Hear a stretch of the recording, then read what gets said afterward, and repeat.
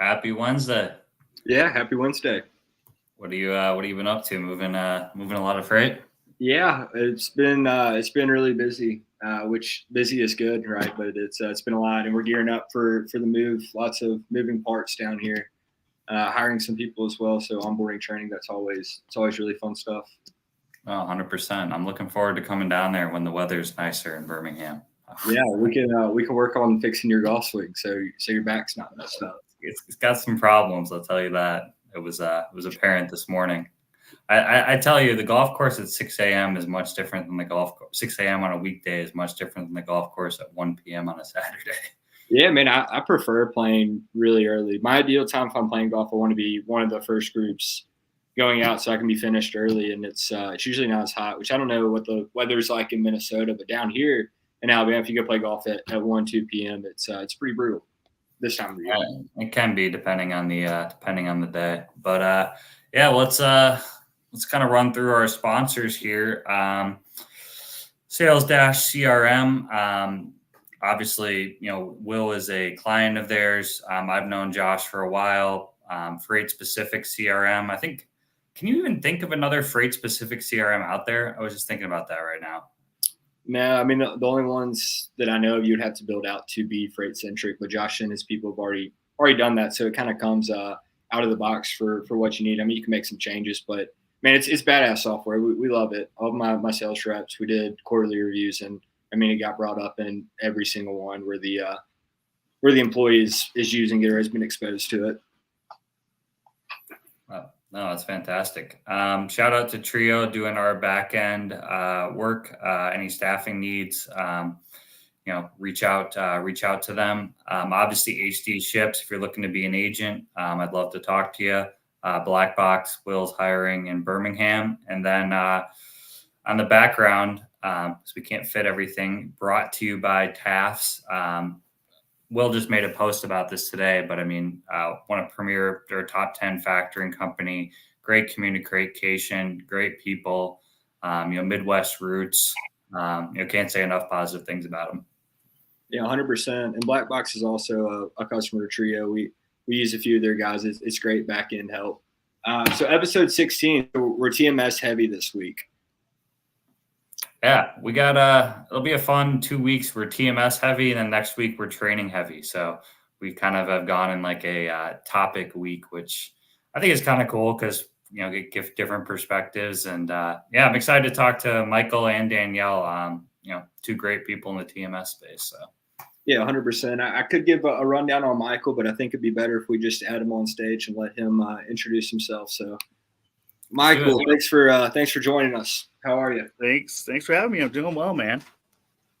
How is it with the setup? We were just talking pre-stage. Michael's out of town, so we're doing this remotely today. Yeah, like a lot of people right now, I got hit with flight cancellations. They claimed it was because of weather. I suspect it's still a shakeout from the CrowdStrike stuff, but that's neither here nor there. So yeah, stuck at the in-laws. Had to put together a little setup and pull an extension cord from the front door onto the front porch and sit the laptop on a chair because lighting was not good in the I guess it's my brother-in-law's old bedroom since I'm at my in-laws house, but we're here. Thankfully we can do this from anywhere, right? So all good. Yeah, well, the lighting looks great. It worked out well. Yeah, I love the rocking chairs too. I think that's cool. We haven't had a guest have that before, so I'll do my best to not rock, but it's difficult because it's just so easy to do. Well, I guess kind of how we normally start with a lot of guests is kind of give us your background and how you got into transportation into the into the TMS world. Yeah, so I've been in sales for pretty much my whole professional career. Like a lot of us, I kind of started from the bottom, and when I say the bottom, literally knocking doors residentially, going door to door, asking people to sponsor a child in a third world country for whatever it was, 92 cents a day or whatever the hell the number was at the time.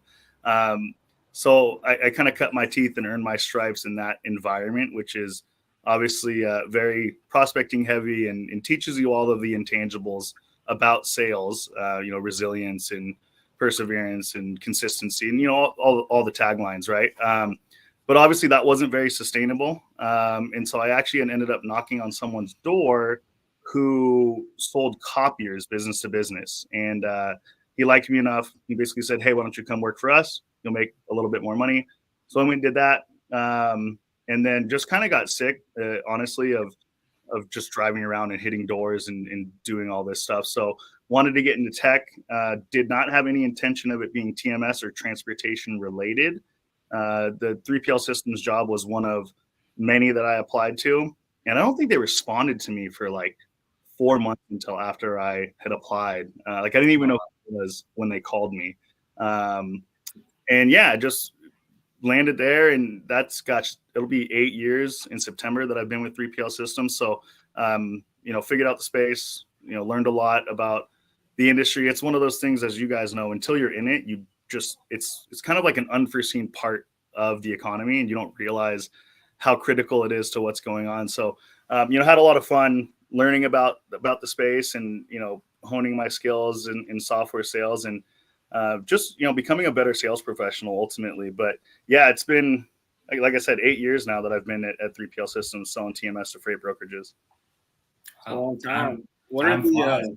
I don't mean to jump right into it, but over the 8 years, what are some of the changes that you've seen in 3PL? I mean, are you guys doing a bunch of updates, or what's been the biggest change on the TMS side from your perspective? Yeah. So when I started with the company, we were actually selling what I'll call a fairly dated product. The first time I saw the software, I was kind of like, you're kidding. Like, this is not what I'm selling. Right. Because I put it in front of people and just visually, it just looked very dated. Yeah. But when I started with the company, there was already a project underway to rewrite the whole platform from the ground up and re-release it without using a single line of code. And so when was that? June of 2018, we signed the first client on the new software.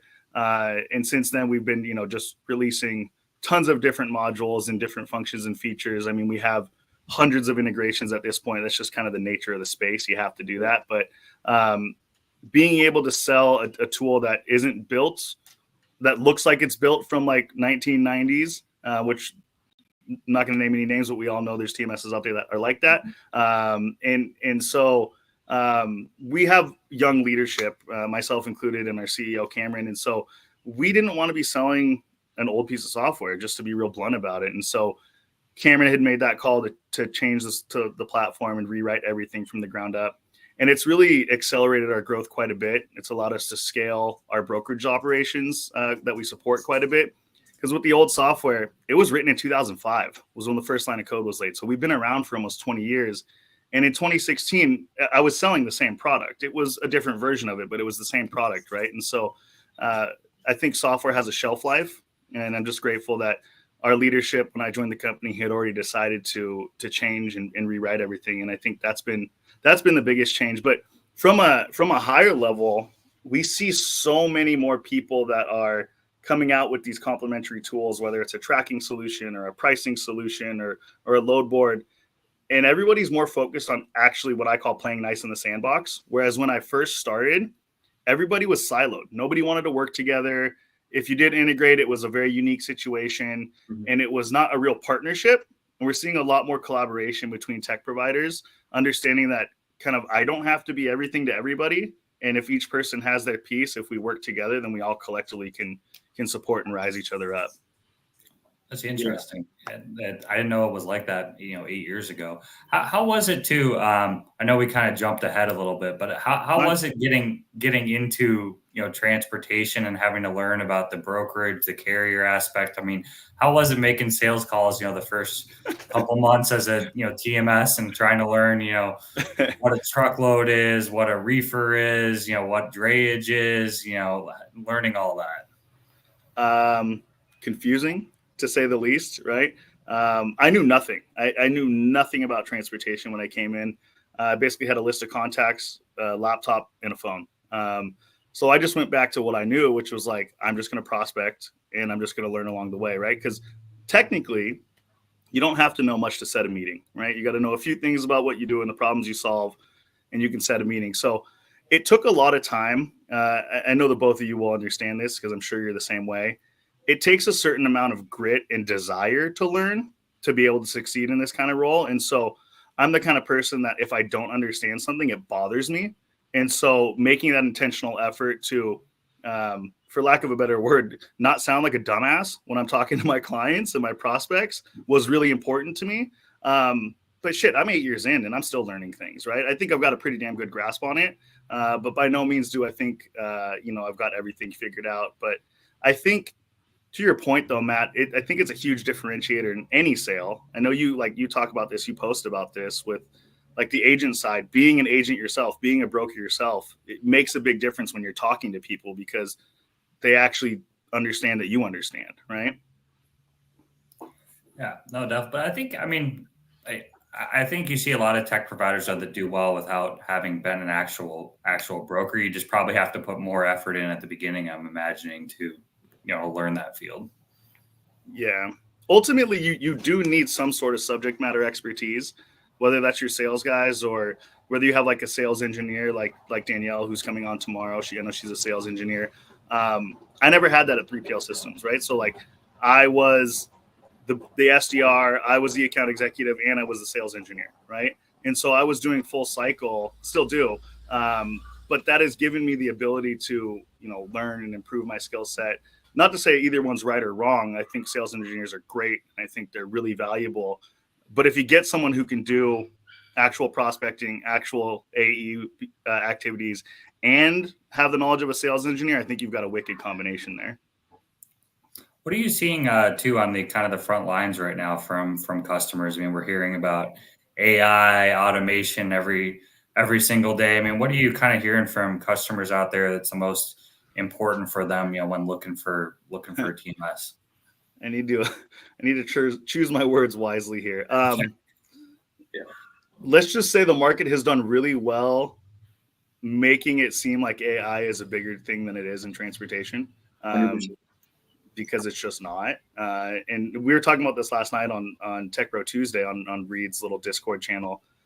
There's not actually a ton of good applications for AI in the space, and there's probably a lot of people listening that disagree with me, and that's okay. Green screens is one of them that it makes a lot of sense. You have all these inputs for pricing, and you can intelligently train a model to make these assertions around price that it does make sense. But I think so many customers or prospects are like, well, what are you doing with AI? What are you doing with AI? What are you doing with AI?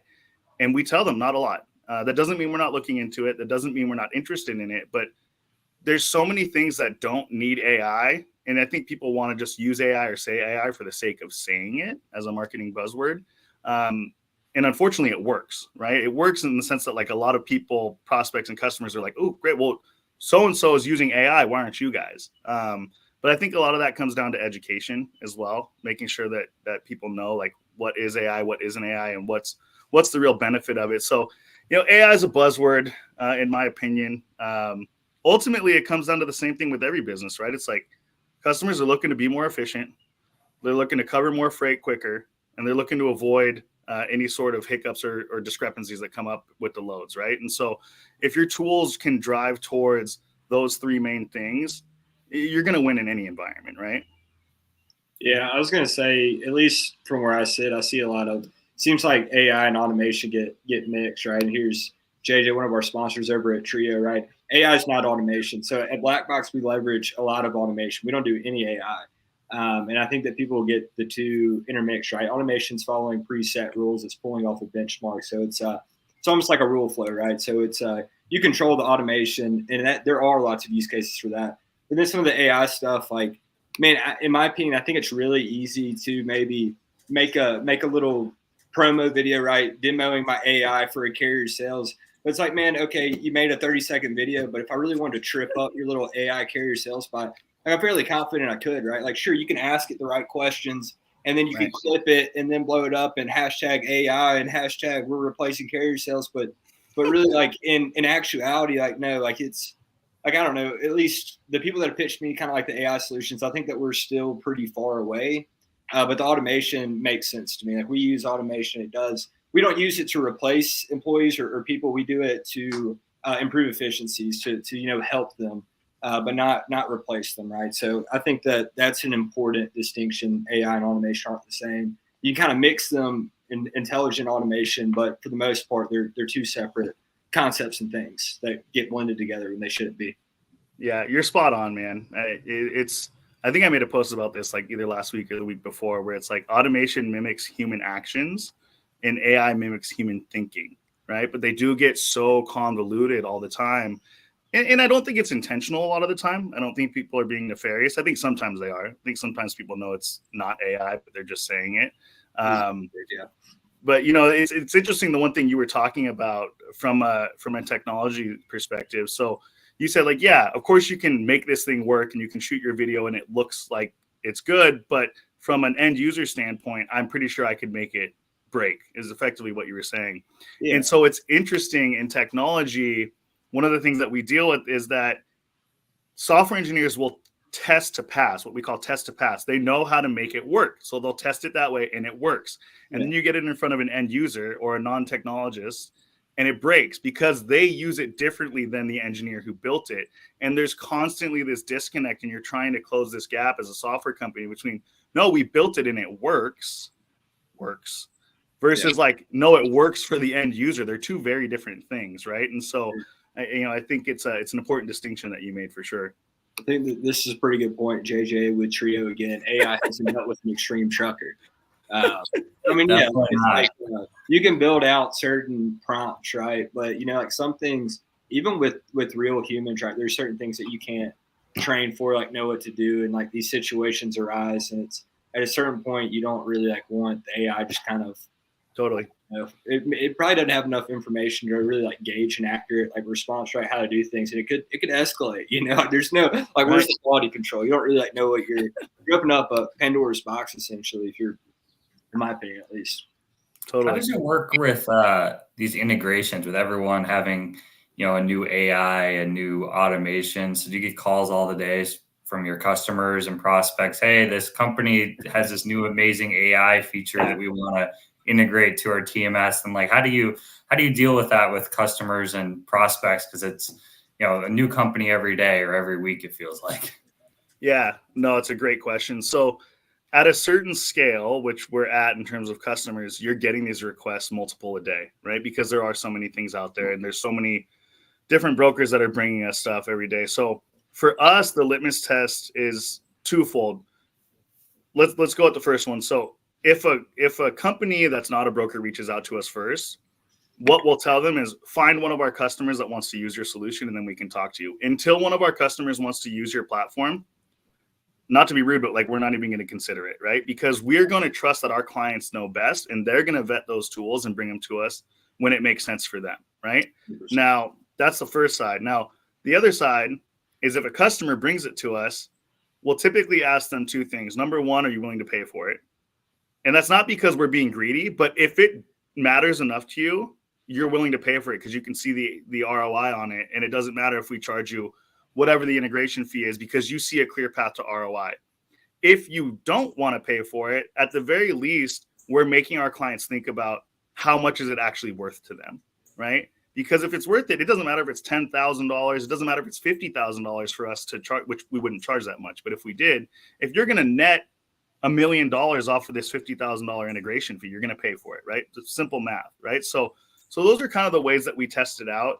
And the other way is that if someone brings it up, we'll kind of vet it out through the rest of our customers. So it's kind of like the squeaky wheel gets the oil kind of thing. If we have multiple customers asking about the same thing, then obviously we know that there's something there, right? So actually tomorrow we're doing what we call a heads together meeting, which is effectively like a think tank for all 3PL Systems customers and our team, where we have an open forum and people just talk about, can we do this? Can we do that? Have you guys heard of this? Have you heard of that? We want to change this. We want to add this. And we kind of have this group think session where everybody can chime in, and then we'll basically just rank, here's what got the most interest, and that's what we're going to build. And we'll kind of rank them in priority after that. So there's a lot of different ways to do it, but it gets overwhelming, Matt. There's so many freaking tools, man, and everybody's coming out with a new one every day. It's a lot. Are you the ones they're trying to sell to? Like, is your DM just full of, hey, can we talk about setting us up as an integration partner? Is that like your DM and email just full with those requests every week? Yeah. Well, the funniest part is when they come into the sales email and it looks like an inbound lead. Like they'll use our like demo request form, and it comes in. Obviously, like any decent salesperson, I'll look at the email domain, I'll look at the website, I'll figure it out. I'm like, you're a tech provider, man. You don't want my software. You want to sell me, which is fine. I don't care, but just be forthright about it. Just tell me what's going on, right? But it happens all the time, Matt, all the freaking time. I feel like that's a good way to kind of decipher what's worth integrating versus what's not, right? Because I mean, it's really only expensive if the value's not there, right? When you consider ROI, I mean, there's one tool that I'm thinking of that we use, this company, and I'm not going to mention them by name, but they have a reputation for being very expensive. And when I look at it, it's really not. If you're leveraging the tool the right way, the ROI is there tenfold. I mean, the tool I'm thinking of, I made my money back within 2 weeks on it, right? So then anything goes a plus, right? But if you just look at it out of context, and I don't know, it's only expensive if the value's not there, and if the value's there, then they're probably going to be willing to pay for it. At least in integrations that we've done when we've had to pay for it, it does make you think. It's like, is it worth it? Is it not worth it?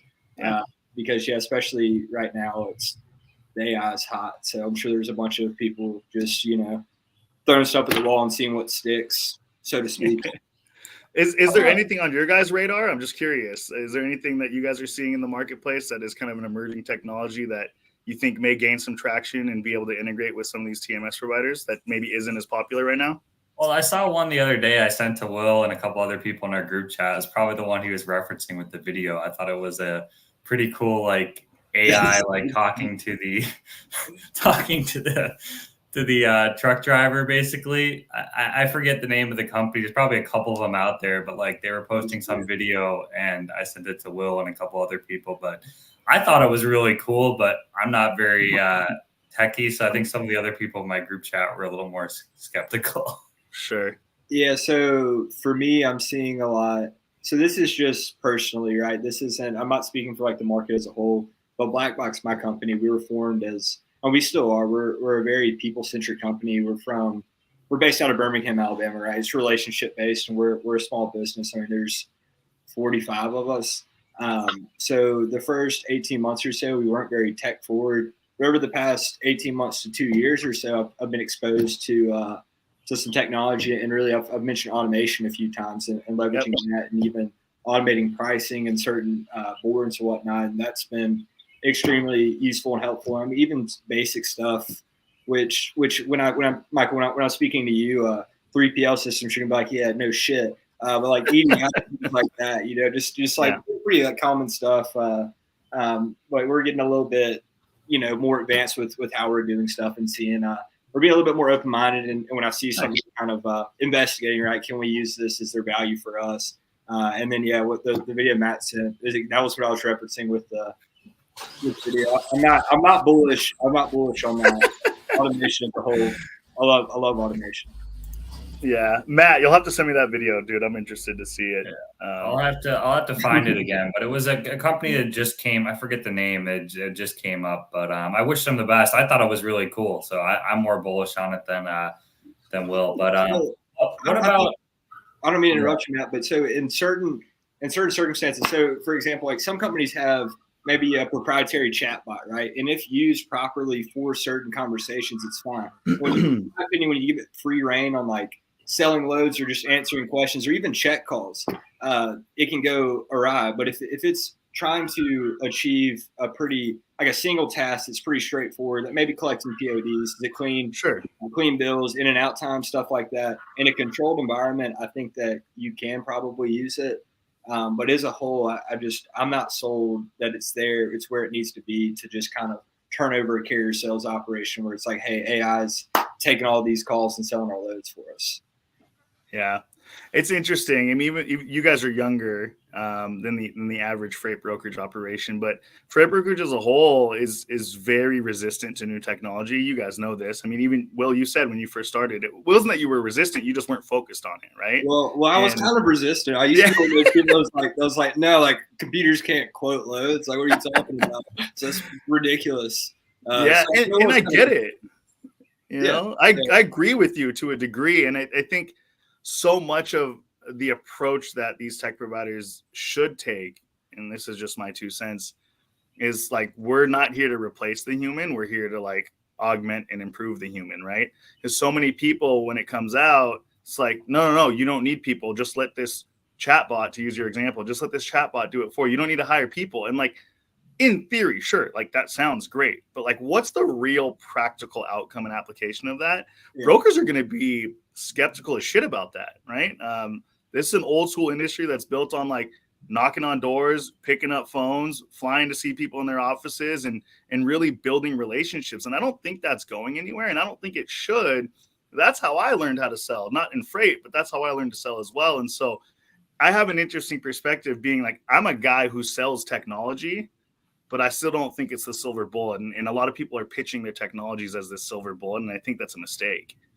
How hard is that, in the sales process, just like educating customers on technology or the capabilities? I mean, we were just touching on that there's a lot of old school, brokerage owners. How difficult is that? Is that like one of the biggest challenges you have? I mean, I know the, sales cycle is pretty long. I made a post yesterday. I think TMS sales is the hardest sales out there in logistics, but. Well, I'm biased, but I agree with you.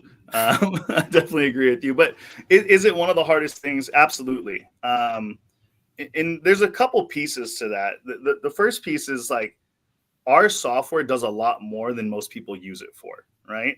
And we have to be okay with that. And we have to understand what pieces of the technology matter to them, and not try to sell them all this other cool shit that we do that frankly they don't care about and they're never going to use, right? And so that's been just more of a learning thing. And I think that just comes with maturity in any sort of sales cycle, that you just figure out like, it doesn't matter all this cool stuff that we do if the customer doesn't care about it. I know that sounds so elementary, but I think we've all had those epiphanies early in our sales career. And so really figuring out the pieces of the technology that work for them in the specific use cases that they want. Because the TMS is huge, right? It's not like a tracking solution. We just do tracking, or a pricing solution. This is just for pricing, right? There's like so many things that we can do that really dialing that in and figuring that out. And then, yeah, I call them the old guard, right? So the old guard that exists in freight brokerage, they're very stuck in their ways, and it's not wrong. It's worked for them. It's gotten them to where they're at. They've built their careers in the ways that they have. And I think the change management piece in telling people like, for example, I had a prospect a couple years ago who, and I shouldn't even say a prospect, just a lead that I called on. And it was a cold call. And he's like, look, even if your software doubled our efficiency and cost me 50% less, I wouldn't switch. And I was like, okay, well, like, what the fuck am I supposed to do with that, right? First of all, I'm like, okay, but why, right? I'm like, just curious. And he goes, look, I've got like 500 employees in multiple different locations trained on this software. We've been using it for 25 years. It's too much change. I don't want to deal with it. And at that point, like, I don't blame the guy necessarily, but it's definitely tough because, again, a TMS being the cornerstone of any brokerage, it's not like I'm saying like, hey, let's get a new tracking solution and it's like one piece, or like, hey, let's get a new load board, or let's get a new pricing tool. It's like, no. Like, let me upend like 90% of the software that your company uses all across every freaking department, and trust me that it's going to work, right? It's a difficult sale. Yeah, I was going to say, so, I mean, you're talking about how complex TMSs can be if you guys have all the bells and whistles. One, that could be overwhelming to whoever you're trying to sell to, which sounds like you understand that. But if somebody came at me and talking about A, B, C, D, like all this stuff they don't know anything about, it's just kind of, it's a lot, right? And then past that, what you're talking about with this, well, you called him a prospect, then somebody you called on, right? Yeah. You get the prospect role. But yeah, I mean, it's understandable, right? Because it's if he has 500 people, it's what they're using all day, every day. So not only is that change just so much, right? But we're undergoing it here, and it's man, we have 45 people, and even tasked with that. I mean, it's a lot, right? And then passing all the data is so valuable, right? I mean, it's your entire operating system. So if you have something and maybe it's not the most efficient, but you're used to it, everybody's up on it running. I mean, to move it all and put faith in another provider, I mean, that's a massive jump. So I would agree with Matt. I've never done TMS sales, but I mean, that'd be difficult. Then you've got contracts, right? So it's not like freight, right? Freight brokers, you're calling. So, man, you might get a load on this phone call. They might have something for you to go today. They're not, hey, we're under, we're in this contract for the next 18 months. Right. So. right? Are you still chasing that lead, or did they ever switch their TMS? I don't know. I never called them again. Well, that's a tough sell. Well, that's the other thing, right? You guys will understand this. There's enough people that will say yes. There's enough people that I can call on and find that are interested. And that's also something I know you guys have both been in sales for long enough that you learn over time. It's like, I don't have to chase everything.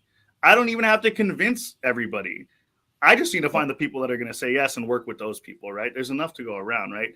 And the flip side of that, obviously, the brokerage market for TMS is small, and we can make all those arguments. But I think a lot of that comes down to like responsibly growing your sales organization, and not like, we're not going to add 15 new sales reps and expect them to hit any sort of reasonable number, because I frankly just don't think there's that much out there for people that are looking to buy a TMS for a brokerage today, right? Especially with all the other competition out there. So no, I never called that guy back. I don't even remember what his name is, but I just remember that sticking out in my head of being like, you know, those moments when you just like, you put the phone down, you take a deep breath, and you're like, damn it, dude. Like, how hard is this, right? Like, we've all had those, right? That was one of them. Do you remember your first customer you sold selling TMS?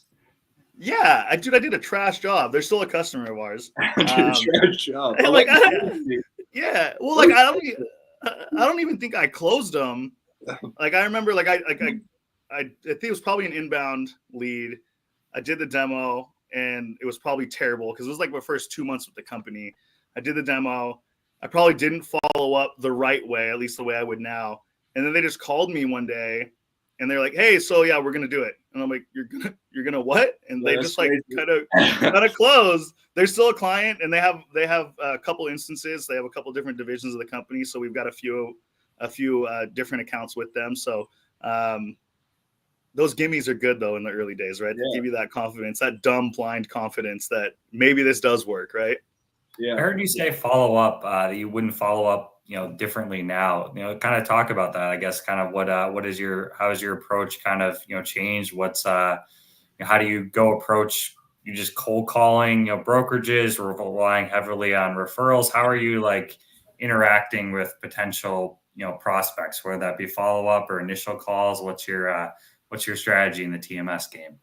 Yeah, it's a lot different for me now because I have a pipeline that I've built over almost 8 years, right? And so I've got a lot of stuff that I can pull from different sources. So whether it's referrals or cold calls or, someone who I talked to 2 years ago who I know their contract is expiring 6 months from now, right? I've got a really well mapped out pipeline.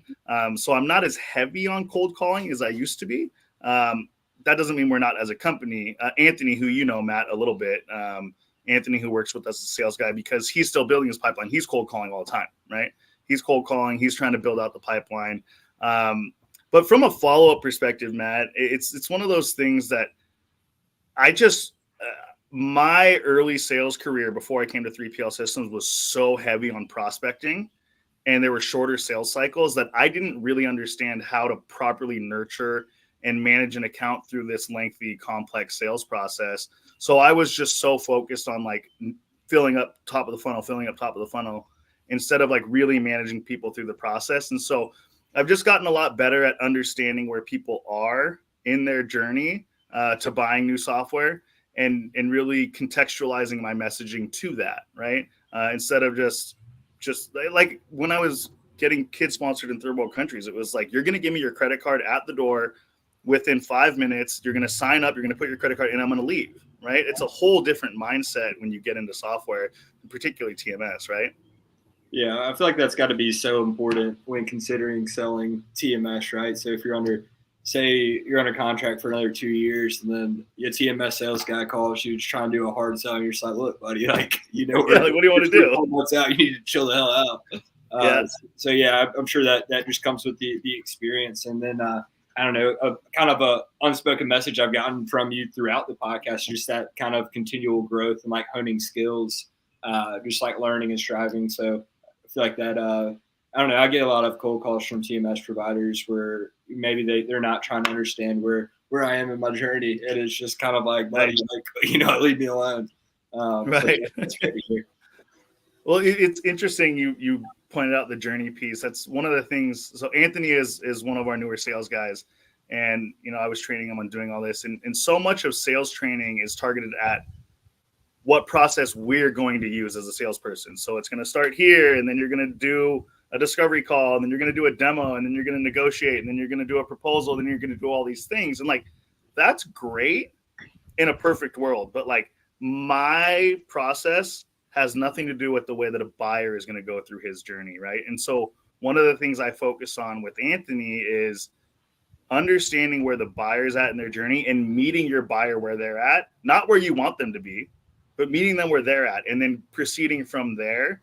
Obviously, it's our job to make sure we push things through in a quicker fashion. And if we just waited around and let the buyers do whatever they wanted to do, we'd probably never sell anything, right? So I'm not saying that, but so much of training in any sales is so focused on the salesperson instead of on the prospect, right? And I'm sure you guys do the same thing in freight, right?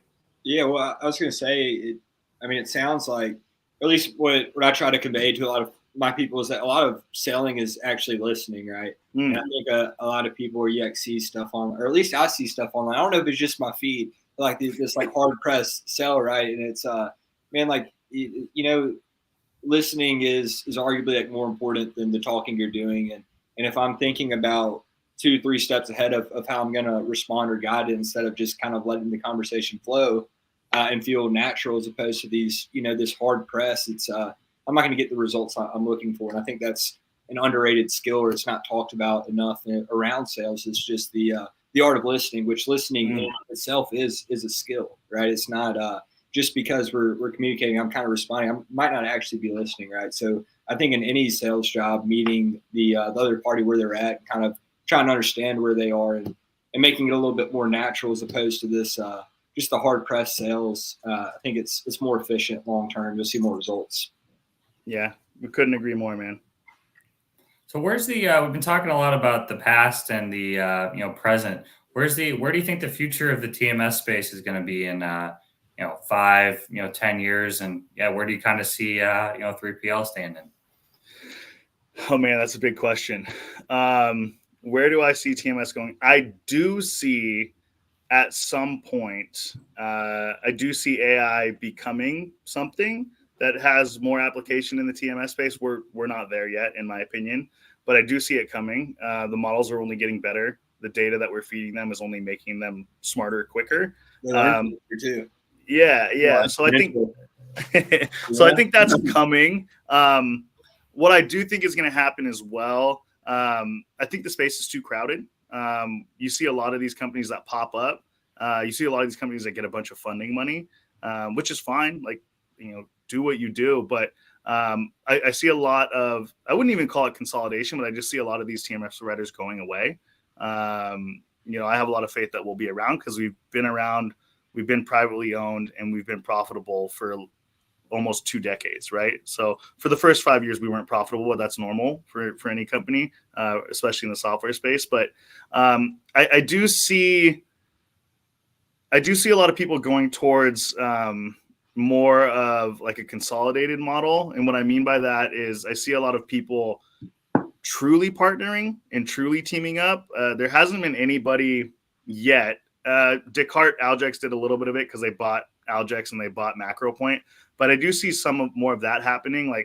I wouldn't be surprised if somebody rolled up a TMS, let's just say green screens, like a rating solution, and let's just say trucker tools. That exact case wouldn't happen, but these different tools being kind of rolled up into a package to kind of be like a major player. I think that could happen. And then the other piece that I do see happening as well is as these kind of on the AI bit, but a little bit different, as these AI tools get better at helping people code, there's some really cool stuff that I frankly don't even understand because I'm not a software engineer, but I work with people who understand it. There's tools that can code something that would normally take a day for a senior engineer within literally seconds, right? And so as these tools get better and normal people, non-software engineers, learn how to use them, I do see a lot more people building out custom TMS solutions. But I also see them leveraging people like 3PL Systems or other companies that will allow you to build on top of what already exists, right? So take our base layer, our software gets you whatever percentage of the way there, use these AI tools, build out whatever makes you special and your secret sauce and apply it on top of the software. I see that becoming a lot more attainable, because right now there's a financial piece to that just makes it difficult for a lot of brokers, because building software and paying software engineers is expensive. But when the computer or when the AI gets better at it, I do see that becoming more of a possibility, where there's just a lot more freedom to build what you want at a reasonable dollar amount. So is your TMS web-based or is it software-based? Is it URL? It's web-based. Yeah. So how would that work if so what you're describing, right, with the time if AI and everything advanced to that point, say for example, I wanted to build out on top of your software, would I just purchase your software and then build out on top of that, or it's essentially getting the bones from you and then Exactly. Okay. So our typical client is a typical software as a service, right? It's a subscription model. You pay just like you do for freaking Spotify Premium and anything Netflix, right? It's just a monthly cost and you get access to it through the internet, right? Now, you're obviously beholden to our development roadmap, right? We're not going to build a custom solution for every single client, because that's not sustainable. You're going to trust that our updates are going to be in your best interest, and you're going to trust us for maintenance, and you're going to, hope that we keep building out the software and improving it and scaling it, and et cetera. But if you don't want to be held to that, and you want to control your own destiny, but you don't want to spend millions of dollars and take years of development time, to your point, well, you buy the bones from us. We sell you a perpetual license to the source code. So effectively, you own the software as is today. You can't become a competitor. There's obviously Cloud. Like, we're not going to create competitive TMS companies. And then you say, hey, 3PL Systems gets us. We like the house. Let's just use a house as an example. We like this model, but we want to add a back deck, and we want to add a bonus room, and we want to add a balcony, and we want to do all these things. All you have to build is those extra things, and you buy the base house from us, and then it's yours. That's your custom solution. You've just used us, our model home, as the base, right? Okay. Yeah, that makes sense. That's a good way to put it. Like how you convert it to a house with the bonus room, the balcony. Yeah. How does it work when those companies like go out of business? You were mentioning all these small companies coming up. How does it work? Like, if you're a customer and you buy a TMS and then 3 years later they go out of business, are you just screwed as the customer pretty much? Then me and my people and my competition will call you. That's typically how it goes, right? Just like if you guys found out a big broker was going out of business, right? And you knew who that broker was working with, you'd be calling on their shippers as well, wouldn't you? Yeah, no, 100%. I just meant that's probably goes into the decision-making process companies are when they're looking at a TMS. Oh, yeah. If you go buy a TMS that's new and you build up and all of a sudden they're out of business in 3 years, all your integrations, everything, you're starting from scratch and you got to do something fast, I gotcha. No, that's a good point. So it's not uncommon when we're dealing with larger customers or larger prospects for them to ask for financials, and they're not asking for exact financials, but because they're relying on us so much for their business, they want to make sure, hey, are you profitable? Are you going to be around in 3 years, to your point, Matt? And are we risking our business? Because again, so much of a brokerage business relies on the TMS that if 3PL Systems were to just, let's say tomorrow, say hey, we're going out of business, screw you guys. We've got hundreds of customers that would be completely shit out of luck, right? So we understand the risk and the trust that people are giving us. So again, especially for larger customers, providing that security in terms of, yes, we're profitable. Yes, we've been profitable for years. No, we're not going anywhere. All those kinds of things do become critically important in the sale for sure. Oh, that's interesting. I didn't know that they're asking for finance. It makes sense, but that's interesting. Yeah. I think that would be the way to do it. I was at Roadrunner and they were developing their proprietary TMS. Dude, it was so bad. So just for example, a very just base level, just one example of just how clunky the software is. And it might be great now, right? So I haven't been at that company in a long time, right? And it was actually a brokerage on Cent Global. They were acquired by some private equity firm last year. But if we wanted to repeat a shipment, so say for example, I get awarded 40 loads on this lane, right? On a contract basis, I couldn't repeat the shipment, right? So if I build it one time, I can't, repeat the order to say no. It's I had to go in and type out every single detail every single time, say that you couldn't duplicate anything. So I mean, just for example, just the lost time. Yeah. Right. Like I'm sitting there for 4 hours just building orders. When you could build it once and duplicate it 40 times and literally reduce your time, by 39 out of 40 times, right? They were so bullish on it. They're like, man, we got this proprietary software. It's going to be great, and we got on it. We're all like, man, this is awful. Your software is terrible. Is it getting more popular though, like proprietary TMSs? I mean, it seems to be gaining some popularity, and as you kind of mentioned, in the future, it's going to be a lot easier for software engineers and AI. Is that a bigger competition than the other, TMS providers for you? Is an in-house? I wouldn't say so. I mean, we've found a way. Sorry, there's bugs out here. We've found a way to kind of serve that market if need be. It's not that big of a market. It's much bigger that people are just want an off the shelf solution.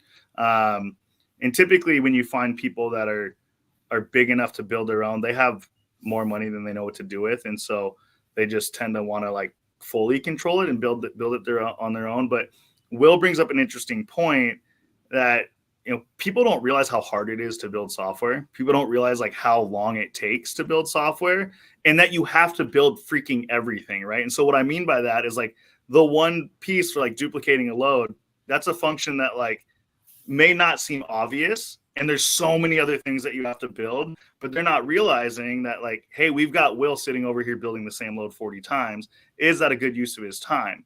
Now, do we build that today, or do we look at the other 400 tasks that we have to build this out? And so for us, we're in a unique position because we've been around for 20 years.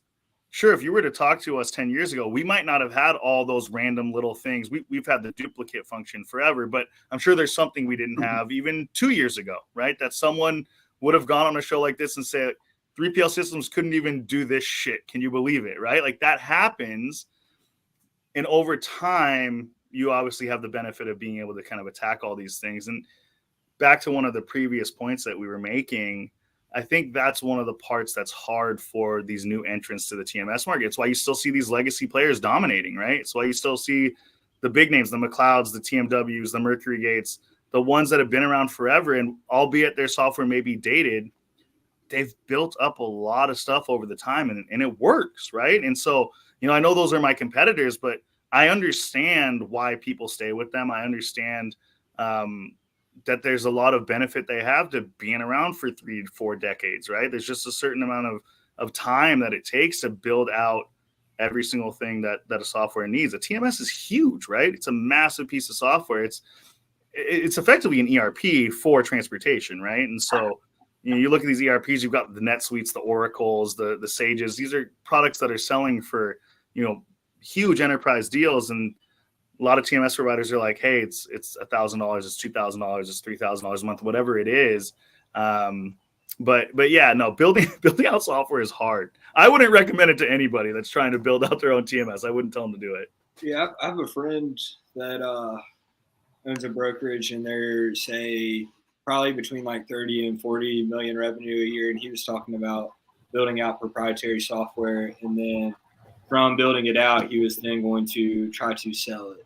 And I told him, awful idea. Don't he didn't know anything about technology or anything. He's like, man, I found this guy on Google. He went to college for like software. I said, brother, don't do that. Please don't. I think you have to have the right tech. Because we have our own proprietary TMS in the 40 million range, but one of our owners, has gone public with a tech company. We spent well over a year building it. It just went live and it's going well, but they had a tech background, just.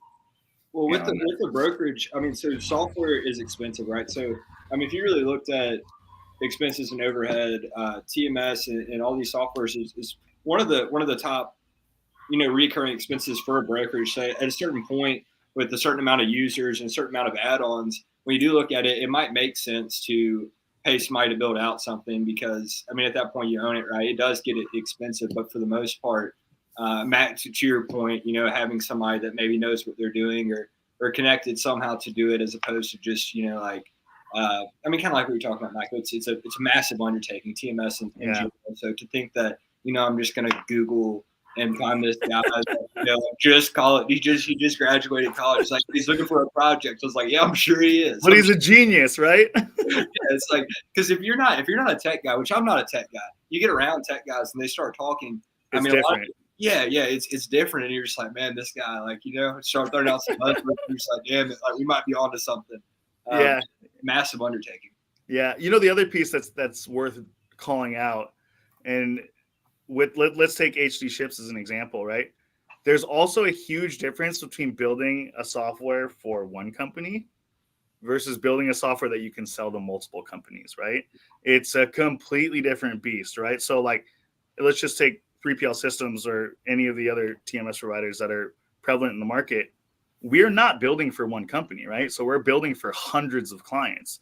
And so taking all this in, figuring out what to build, what not to build, and how to please everybody is a much different undertaking than building your own software. So like, if someone wants to build something just for their own company, I don't think it's that bad of an idea, actually. If you have the money, it increases your valuation greatly. If you were looking to exit, your multiplier is much bigger if you have your own proprietary technology. So it makes sense. But building a product to go to market and trying to tell every brokerage that your software is better than what they've already seen, I wouldn't recommend that to anybody, right? I mean, people say brokerage is the same everywhere. It's not. Every broker has their own little subtlety to the way they do things, and there's just so many different ways. Everyone thinks they have a freaking better mousetrap as well, right? So it's like, that's what you're up against. Also, you see that on the tech side too. I mean, are you guys like, you guys debating ideas together? Is there like a meetup like TIA in the tech world where you guys all get together with different ideas and new innovations? Not with competitors, no. We all know each other. We're all friendly with each other, but there's not a lot of that, like sharing ideas between each other. Not necessarily. That would make sense. So, and also if you're building out, I don't mean to backtrack, but if you're building out a software for a brokerage, like an individual brokerage, right, and then you try to go sell it. Another, at least, issue I would have is if this brokerage is trying to sell me their software, then they're going to have all of my data, right? 100%. Like that's a concern. So I guess just another thing to consider. That's a concern with investors too, right? I mean, I think I saw this on LinkedIn in terms of factoring companies, but it's concern if a brokerage is heavily invested in I would think that could be a concern if they're heavily invested in a TMS. What about? So what is it? Ryan owns RTS, do they not? Am I misspeaking there? Yeah, I think so. I mean, they were referencing a couple factoring companies, but in a post. But I mean, it was something I hadn't thought about. But I mean, it can be challenging because I mean, then I'm not saying if people misuse data, but I'm more of a trust. Yeah. Well, so like here, full transparency, like we were spun out of a brokerage 20 years ago, right? So there was a broker that needed an off the shelf solution for his business, and he couldn't find it.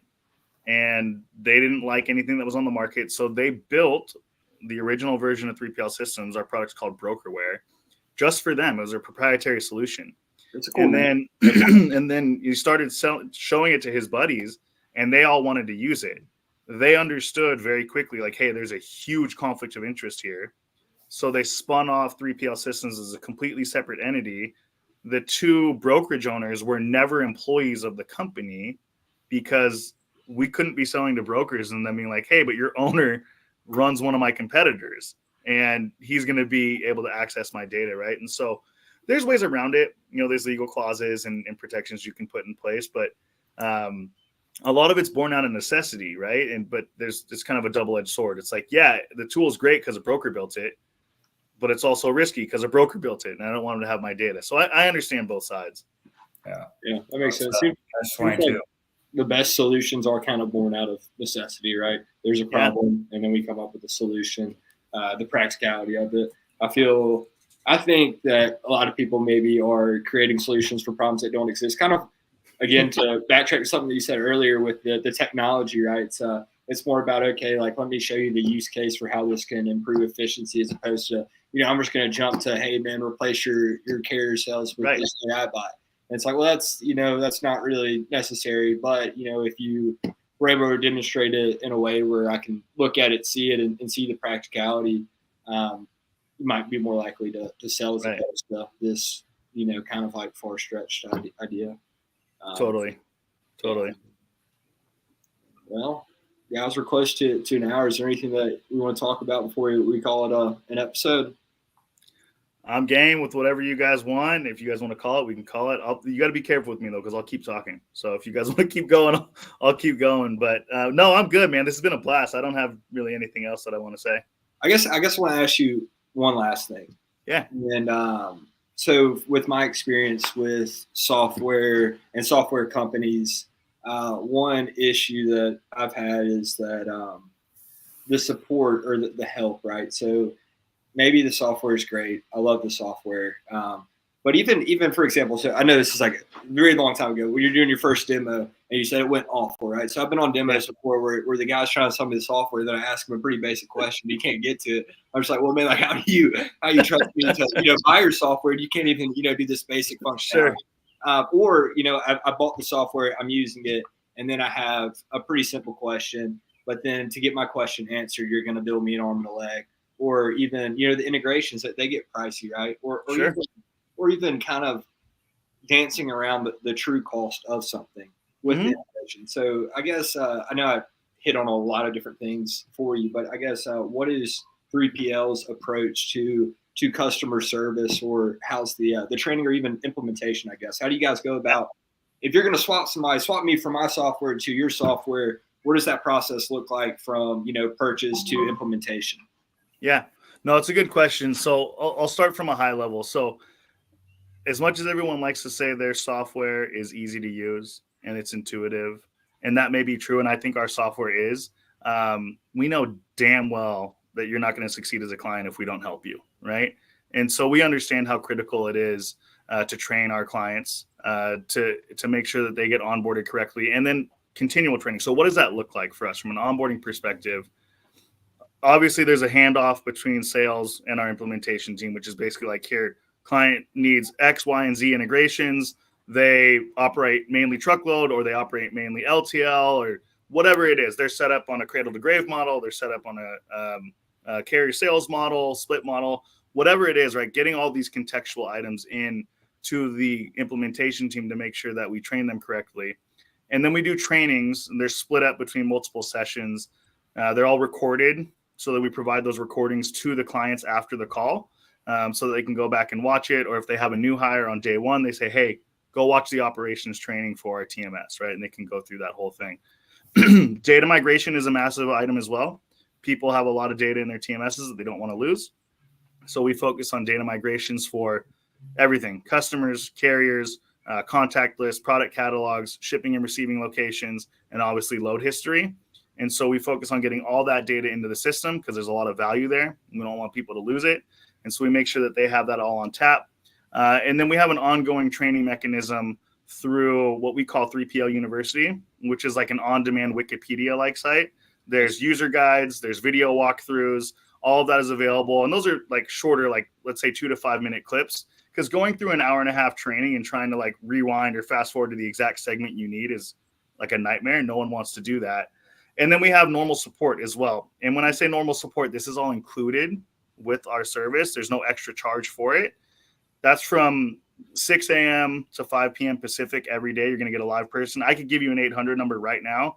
You could call it and someone would pick up. Actually, it's like 5 p.m. over here, so they might not. But there's an emergency line if no one picks up, and it's 24 hours. So actually, the emergency line would ring our technical support manager.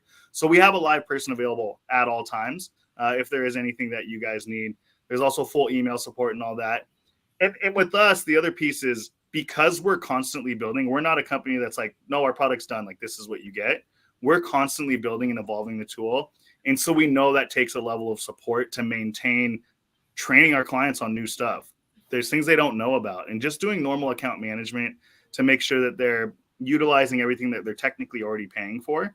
Because as a SaaS solution, you get updates and new functions without having to pay for them, right? So we need to have ongoing education and training with our clients. But we're in a unique spot, and like from a size perspective.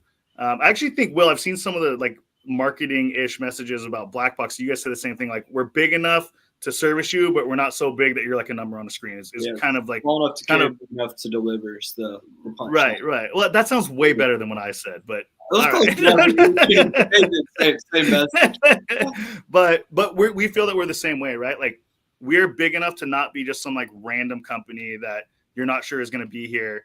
But we're not like a mega company with millions of dollars of investor money. Again, we're privately funded. And so we kind of find ourselves in that sweet spot where like we can still really build personal relationships and actually treat people as people, which again, brokerage and transportation, this is a people business. We're not foreign to that, even though we're technologists. We understand that. And so we kind of push that as a critical piece of our service, is that we actually will support you. We're not going to charge you an arm and a leg every time you pick up the phone, and you'll build relationships with the people here and not just be a number on a screen using a software. So that was a long answer. My bad. Yeah, that was a great answer. And the reason I ask is, I don't know, the way I see it, at least as a consumer, when I'm considering TMS or looking at it, for me, it's really, like two sides to the coin. Like, and I think that, again, the way I see it, I'm not as in deep in the TMS world as you, right? But it seems like a bunch of companies maybe go to the extreme on the software side, just constantly building, developing, evolving, but then the service just takes a massive hit. So again, it's like, man, you're right. Your software is badass, it's killer, but even your people don't know how to use it. I can't get any help, and if I do want help, it's going to be very expensive. And one last thing I'll say, just because we keep talking about the AI, one AI tool, this is kind of a tangent, the note takers, those are great. That's one use case. You like those? I do. Which one do you use? Fireflies. And actually, Trio, one of our sponsors, put me on that. But I figured I would throw in, a compliment, or so to speak. Yeah. After just shitting on it for an hour. We got a question, Will, by the way, in the comments. Yeah, we got a question from Stan here. We can answer. He says, "What was/is your timeline from software concept to sellable product to profitable business?" There's no one answer to that, and I'll explain. Because we've had developments that take us a month. We've had developments. There's one we're still working on pushing across the finish line that has been 19 months that we've been working on. And so it really just depends on the scope of the project. It's hard to say. There's not one good answer there. It also depends. Like, are you building something that is going to be, a small dollar amount but a volume play, so I can get like 10,000 customers to pay me $100, or can I only get 100 customers to pay me $10,000? And so, like, which one are you going at? Is it a volume play and it's going to be quicker to build and quicker to get the product out to sell? Or am I building something that's more of a, complex solution that's going to take time, but people will pay me more for? So, Stan, good question, but I don't have a static answer for you. Cam did have an answer for you. He said it's 5 p.m. there. They pick up till 5 p.m. Pacific. Oh, that's right. I'm in East Coast time. Thank you, boss. Awesome. So call them. We could put the 800 number in the chat, and people can call them and they'll answer. Awesome. That's right. It's 8 Eastern. So I get that confused too. I work for a West Coast company. I'm on Central Time, and it's always fun trying to think of what time it was. But it was good having you on, Michael. Hopefully we'll see you at Broker Carrier Summit in October. Absolutely, man. Well, I appreciate you both. This has been a blast. Will, it's nice to meet you. I'm sure we'll cross paths here in the near future, and wish you guys both the best of luck. Will, move a shitload of freight from now until we talk next. And Matt, bring on a bunch of agents, bro. Wish you guys both the best of luck. That's the way. We appreciate you, Michael. Thanks again. Appreciate you again, Mike. Awesome. Thank you, gentlemen. That was fun. Michael's a great guy. Yeah, that was a good one. I really appreciate everything he had to say, all the insight and kind of how they do things at 3PL. So yeah, he was a great guest. Really enjoyed it. Shout out again to our sponsors, Trio, Black Box, Sales Dash, HD Ships, and brought to you by TAFs. We got factoring, CRM, offshoring, agent programs, your company. We got everything covered. Yeah, and we'll have a new one to announce in a different side of the industry by the end of the month. So I guess we'll be back at it tomorrow at 3 with Danielle. Yeah, no, 100%. I forgot about that. We do have a new sponsor August 1st. We'll have to fix our screen so we can fit the next company. Yeah, we're going to have to figure something out. But yeah, we'll do that. Well, That was a good episode. That'll do it for episode 16. Again, we'll be back at it tomorrow. So if you're not following the page, turn it on or like it. Be posted for any updates. Yeah, give us a follow on YouTube too. We're trying to grow our YouTube channel. So if you don't follow us, 2 Dogs 1 Pod on YouTube, shoot us a follow over there. All right. Well, that'll do it for episode 16. Matt, I'll see you tomorrow at 3 with Danielle. Sounds good. 2 o'clock, 2 Central, right? I'll check the calendar. 2 or 3. It's on the page. You can check the 2 Dogs LinkedIn page. It's 2. All right. I'll see you tomorrow. See ya.